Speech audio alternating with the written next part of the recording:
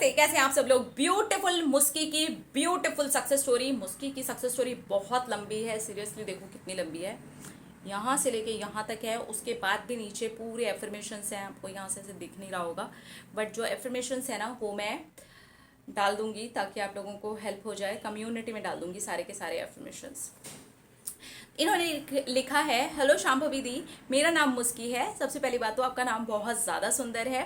मेरी बहुत बड़ी सक्सेस स्टोरी है, मैं आपको शेयर कर रही हूँ। थोड़ी ज़्यादा डिटेल में जाऊँगी ताकि मेरे जैसे बहुत सारे लोगों की हेल्प हो सकेगी। मैं अपने स्पेसिफिक पर्सन को काफ़ी लंबे समय से रिलेशनशिप में हूँ। हम दोनों का रिलेशनशिप बहुत ज़्यादा अच्छा रहा था। हमारे बीच में काफ़ी ज़्यादा अंडरस्टैंडिंग रही है। हम दोनों एक दूसरे से बहुत ज़्यादा प्यार करते हैं। 8 सालों में हम दोनों के बीच में कभी भी एक दूसरे को लेकर के झगड़ा नहीं हुआ है। हम दोनों शादी भी करना चाहते हैं, लेकिन उनकी फैमिली रेडी नहीं थी। इसकी वजह थी कास्ट अलग अलग थे हम दोनों के। मेरे पर्सन ने बहुत ज़्यादा संभालने की कोशिश की, लेकिन कुछ नहीं हुआ। सब कुछ संभालते संभालते एक दिन वो पूरी तरह से थक गए।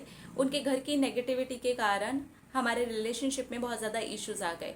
जुलाई में उनके घर में एक दिन बहुत बड़ा झगड़ा हो गया, तो मेरे पर्सन ने हार मान ली और उन्होंने मुझे व्हाट्सएप पर मैसेज किया कि तुम बेटर डिजर्व करती हो, जो इंसान तुम्हें खुश रख सके, जो फैमिली तुम्हें इज्जत दे सके, और मेरी फैमिली में तुम्हें ये सब कुछ नहीं मिल सकता है। और उन्होंने मुझे हर जगह से ब्लॉक कर दिया। जब मैसेज आया तब मैं सो रही थी, और जब मैं सो के उठी तो मुझे लगा कि कोई प्रैंक है। मैंने कॉल किया, लेकिन मैं ब्लॉक्ड थी। मैंने बहुत ज़्यादा कोशिश की कांटेक्ट करने की, लेकिन कुछ भी नहीं हुआ। मैंने आपका लव वाइब्रेशन वाला वीडियो देखा था। ये सब कुछ होने के 6 महीने पहले ही मैंने आपको वीडियो देखा था, लेकिन मुझे इस पर बिलीव नहीं था। बट उस वक्त मुझे पता नहीं था। आपका वीडियो अचानक ही मेरे ध्यान में आया और मैंने वापस जा करके आपका वीडियो देखा। मैंने सेम डे से ही लव वाइब्रेशन भेजना शुरू किया, 3 into 3 टेक्निक किया, स्क्रिप्टिंग किया, 2 कप मेथड सब कुछ किया, पर मुझे कोई भी रिजल्ट नहीं मिला।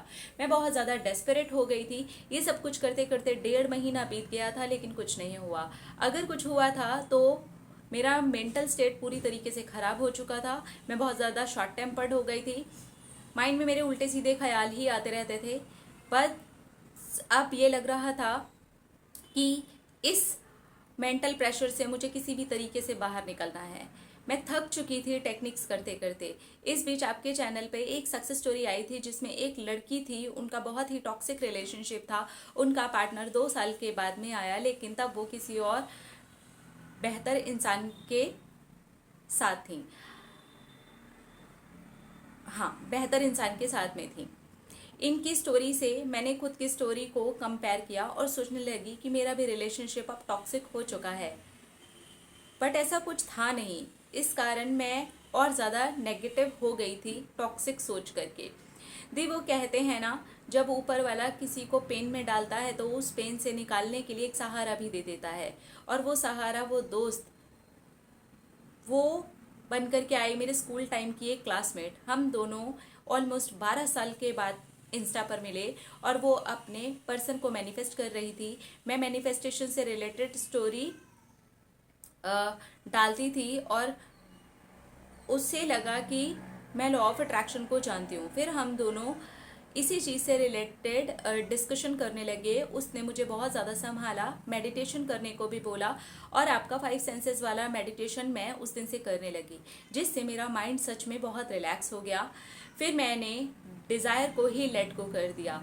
फिर मेरी फ्रेंड ने मुझे समझाया कि क्यों ऐसे इंसान को छोड़ना जिसने तुम्हें इतनी ज़्यादा खुशियाँ दी हों, इतना प्यार किया हो। उसने मुझे बस प्रोसेस पे बिलीव करने के लिए कहा और एफर्मेशंस देने के लिए कहा। हम दोनों ही अपने पर्सन को मैनिफेस्ट कर रहे थे। अक्टूबर में मैंने एफर्मेशन देना शुरू किया। तब तक मेरा मेंटल स्टेट इम्प्रूव हो चुका था, माइंड पूरी तरह से शांत हो चुका था। मैं अपने पर्सन को एफर्मेशंस देती थी। ये करते करते ऑलमोस्ट दिसंबर आ गया। मैं और मेरी फ्रेंड दोनों ही पर्सन के लिए एफर्मेशन देते देते भी थक चुके थे, और वो पूरी तरीके से ड्रेन हो गई थी, और मैं भी पूरी तरह से ड्रेन हो गई थी। फिर हम दोनों ने डिसाइड किया, अब बहुत ज़्यादा हो गया एफर्मेशन देना, अब बस खुद के लिए करेंगे। मैं और वो खुद को ही एफर्मेशन देंगे और खुद पर वर्क करेंगे। रिश्ते को पूरी तरह से छोड़ देते हैं, अब नहीं होगा। हम दोनों ने लिस्ट बनाई, हम खुद में क्या क्या चेंजेस चाहते हैं, खुद के लाइफ करियर में क्या क्या मैनिफेस्ट करना चाहते हैं, उसी का एफर्मेशन बनाया। विद इन अ वीक मुझे मेरे एफर्मेशन के कारण मूवमेंट्स दिखने लगे, इम्प्रूवमेंट होने लगा। मेरे पर्सन का बर्थडे था तो मैंने सोचा कि बर्थडे पर विश किया था, चलो मैं भी कर देती हूँ। मैंने दिसंबर में बर्थडे विश किया तो मैंने देखा कि उन्होंने मुझे अनब्लॉक कर दिया है और मैसेज भी मेरा डिलीवर हो गया है। विद इन 5 मिनट्स उनका रिप्लाई भी आ गया और हम दोनों ने बातें भी की। उन्होंने बताया कि उन्होंने दूसरी सिटी में जॉब पर स्विच कर लिया है। मेरे को कुछ काम था, उन्हें भी ऑफिस के लिए निकलना था, तो मैंने बस टाटा का मैसेज कर दिया। थोड़ी देर के बाद में मैसेज आया कि तुम कब फ्री हो जाओगी। मैंने बोला कि शाम को 6 बजे। उन्होंने फिर मैसेज किया, मैं बात करूंगी उस वक्त। मैंने ऐसा बोल दिया। शाम को फिर 6 बजे उनका कॉल नहीं आया और ना ही कोई टेक्स्ट आया। फिर मैंने भी कोई कॉल या मैसेज नहीं किया।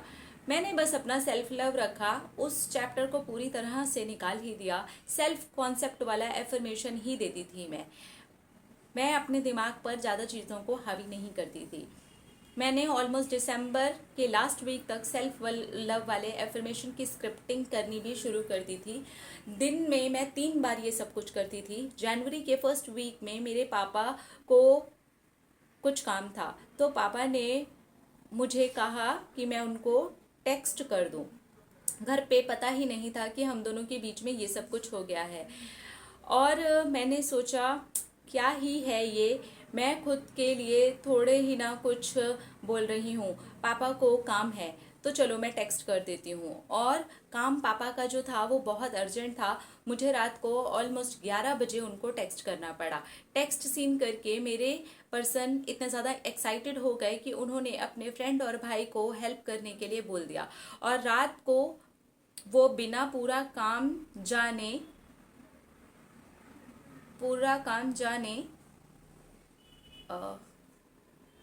उन्होंने फिर टेक्स्ट किया और मुझे टेक्स्ट पर टेक्स्ट किया। कुछ डाटा और एक्सेल शीट से रिलेटेड काम था जो वो और पापा दोनों खुद ही मिलकर कर सकते थे, तो वो काम भी हो जाएगा थोड़ी ही देर में, ऐसा मैसेज आया। फिर उन्होंने मेरे से टेक्स्ट पर ऑलमोस्ट 3 घंटे तक बात की और कहा कि कल ऑफिस से वापस आते समय में कॉल करूँगा। मैं एक्सपेक्ट नहीं कर रही थी, बस सेल्फ लव के कॉन्सेप्ट पर ही काम कर रही थी, एफर्मेशंस दे रही थी। बट दीदी डिनर के बाद उनका कॉल आया और हमने ऑलमोस्ट 5 घंटे तक बात की। फिर उस दिन से हर रोज हमारी बातें होने लगी। इस वीक 2 दिन कॉल आया, टेक्स्ट वगैरह कुछ भी नहीं आया, तो फिर मैं घबरा गई। मैंने खुद ही उनको कॉल किया तो पता चला कि उनकी तबीयत बहुत ज़्यादा ख़राब है, दैट्स वाई वो मुझसे बात नहीं कर पा रहे हैं। फिर कॉल पर ही वो रोने लगे। मैं घबरा गई कि क्या हो गया है इनको। इन्होंने बताया कि मैं तुमसे बहुत ज़्यादा प्यार करता हूँ, मैं 6 महीने में कैसे रहा हूँ मैं तुम्हें नहीं बता सकता। और फिर मुझे प्रपोज़ किया और सीधा शादी के लिए बोल दिया। दी मैं आपको बता नहीं सकती कि मैं कितनी ज़्यादा खुश हूँ।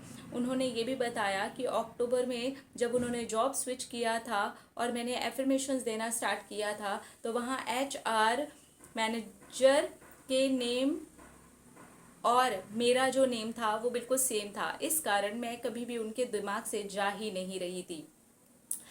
हर रोज़ मैं उनके सपने में आती थी और हर जगह उन्हें मेरा नाम ही दिखाई देता था। मेरा नाम दीदी बहुत ज़्यादा रेयर है और ये कोइंसिडेंस ही हो ही नहीं सकता। ये जो चीज़ें हो रही थी मेरे एफर्मेशन के कारण हो रही थी। दीदी घर वालों में भी बहुत ज़्यादा चेंजेस दिख रहे थे। मुझे लगता है कि घर वाले भी मान गए। हम दोनों खुद के करियर को बेहतर बनाने की सोच रहे हैं। हम दोनों इतने ज़्यादा ऊपर उठने की कोशिश कर रहे हैं कि कास्ट और ये सारी चीज़ें धुल जाएं और हमारे मैटर को और ज़्यादा खूबसूरती से सॉल्व किया जा सके। और मुझे पूरा बिलीव है कि हम दोनों इन सारी चीज़ों को क्लियर कर लेंगे। एग्ज़ाम भी है हमारा और हमारी शादी भी हो ही जाएगी। मैं अगर इस सारी कहानी को समराइज़ करूं तो ये होगा कि मैंने बस एफर्मेशन दिए, सेल्फ लव किया और उसकी स्क्रिप्टिंग की। जनवरी में मुझे रेपिटेटिव नंबर्स बहुत बार दिखाई दे रहे थे। थैंक यू बोल के बस मैं अपने पर्सन के नाम का एफर्मेशन देती थी। बस दिन में 4 से 5 बार मैंने ये भी किया है। सेल्फ लव वाले एफर्मेशन तो मैं 50-50 बार देती थी। और वॉइस करके मैं उसको सुनती भी थी। अपने ही वॉइस में मैंने एफर्मेशन सुने भी हैं। एफर्मेशन काउंट करने के लिए एक और ऐप तक भी मैं यूज़ कर रही थी। काउंटर नाम की ऐप है वो। इस कारण से मैं बस हर रोज़ टारगेट को पूरा करने पर ही ध्यान देती थी कि मैं सेल्फ लव करूं और सिर्फ अपने आप के ऊपर ध्यान दूं। और मैंने कभी भी रिजल्ट देखने की कोशिश नहीं की। हर रोज़ का टारगेट बस मैं पूरा कर लेती थी कि मैं आज पूरा दिन खुश रही हूँ। जो लोग डेस्परेट होते हैं, नेगेटिव होते हैं, लो फील करते हैं, वो लोग, मैं यही बोलूँगी कि ये सब कुछ मैं फील करती थी। जब भी मैं फील करती थी तो सिर्फ सेल्फ लव करती थी और उसी के एफर्मेशंस देती थी। जो लोग भी इस तरीके की चीज़ों को देखते हैं या महसूस करते हैं, कॉल या टेक्स्ट आया या नहीं, वो लोग, मैं ये बोलूँगी कि आप ये जो कर रहे हैं ये गलत कर रहे हैं। इन सबको देखने की ज़रूरत नहीं है। अगर दिखता है तो ठीक है, नहीं दिखता है तो भी ठीक है। एंड के रिजल्ट से हमें मतलब है। उस वाले चीज़ पर अगर आप ज़्यादा ध्यान दोगे तो आप ही परेशान होगे, कर कुछ सकते नहीं। और आपका जो आउटसाइड वर्ड होता है वो आपके इनर वर्ड का ही रिफ्लेक्शन होता है। जो अंदर से वही आपकी बाहर से दुनिया को रिफ्लेक्ट करेगा। पहले आप खुद को प्यार करो, उसके बाद ही दुनिया आपको प्यार करेगी। मैनिफेस्टेशन की सेल्फ लव ही है। आप जितना खुद पर फोकस करोगे, खुद को प्यार करोगे, उतना ही दुनिया आप पर फोकस करेगी, प्यार करेगी, इंक्लूडिंग योर स्पेसिफिक पर्सन। सबसे पहले खुद को प्यार करो, खुद को हमेशा प्रायोरिटी में रखो। और माय एफर्मेशंस आर, तो ये जितने भी इन्होंने एफर्मेशंस लिखे हैं वो मैं कम्युनिटी में डाल दूंगी, ताकि जो लोग भी सेल्फ लव करना चाहते हैं और इस चीज़ में आगे बढ़ना चाहते हैं वो वहाँ से एफर्मेशंस को ले सकते हैं और इसका लुत्फ़ उठा सकते हैं, खुद से प्यार करने का लुत्फ़ उठा सकते हैं। उसकी आपकी स्टोरी जो थी वो बहुत अच्छी थी।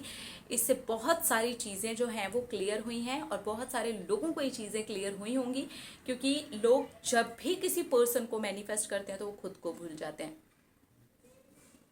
आपके साथ शुरू में ऐसा हुआ, लेकिन बाद में जब आपने अपनी फ्रेंड के साथ में एफर्मेशन देने बंद किए और जैसे ही आप अपने ऊपर आए, वहाँ से आपने सेल्फ लव के ऊपर डेली काम करना शुरू किया और उस वजह से आज आपकी बन गई है success story. I am really very happy for you मुस्की।